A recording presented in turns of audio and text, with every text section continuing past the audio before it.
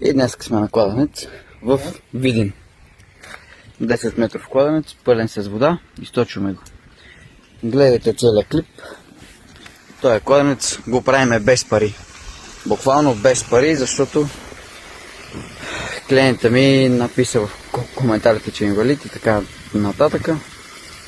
И няма тая възможност, но водата му трябва. Затова помагаме. Ето го вече почнахме да чистиме кладенеца. Да го колегата долу. Има тиня.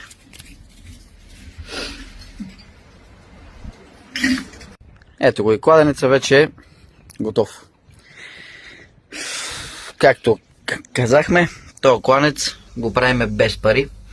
Помагаме на човек в нужда, нали? Няма да го показваме, той е до мене. Та, хора, правете добро, нищо няма ви пречи. Нали така бе, колега? Да.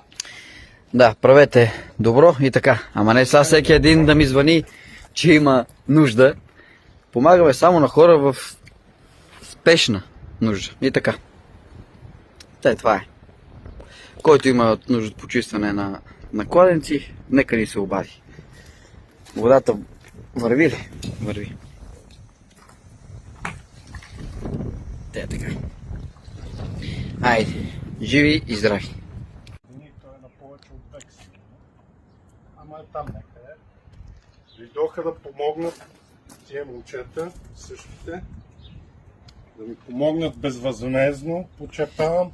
Това има е буса.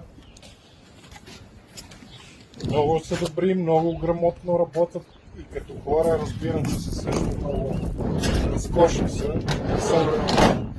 Не съм вервал, че са оставали такива хора и то млади хора. Казвам го с ръка на сърце и съм малко емоционален. Защото за мен такива неща са много важни и хора, които са ми помагали и ми помагат до днес.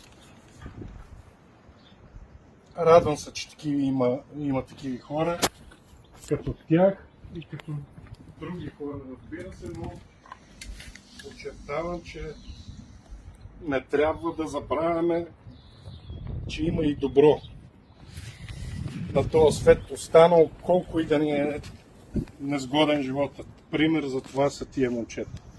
Живи и здрави да сме. Благодаря.